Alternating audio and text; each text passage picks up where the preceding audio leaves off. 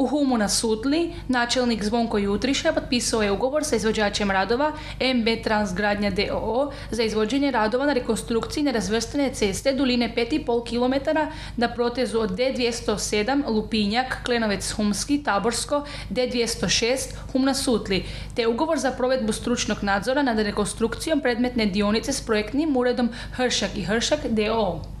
Ovo je značajni projekat za našu općinu, s obzirom da smo kandidirali na europska sredstva vezano za ruralni razvoj mjeru 7.2 i mi smo nakon određenih dotjerivanja projekta i tako dalje dobili odobrenje u 4. mjesecu ove godine. Bili smo jedna od zadnjih lokalnih jedinica u našoj Krapinsko-zagorskoj županiji koja je uspjela se izboriti za to financiranje, a riječ je o 5,5 km dugačkoj cesti od Lupinjaka preko Klenovca na Taborsko.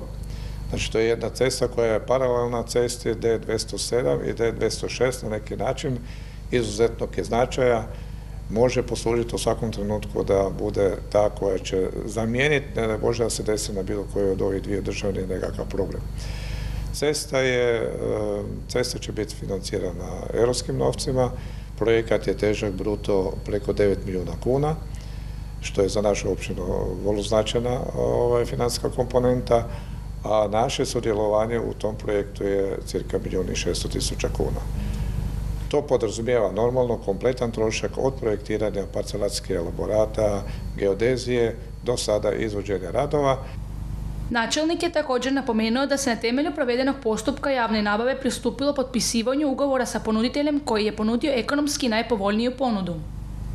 Mi smo imali raspisanu javnu nabavu, elektroničku javnu nabavu i na tu nabavu javila su se dva ponuđača.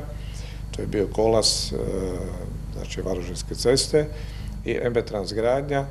Razlika je bila poprilična u korist MB Transgradnje, tako da je na kraju ugovoreno za neto iznos od 6.800.000 kuna.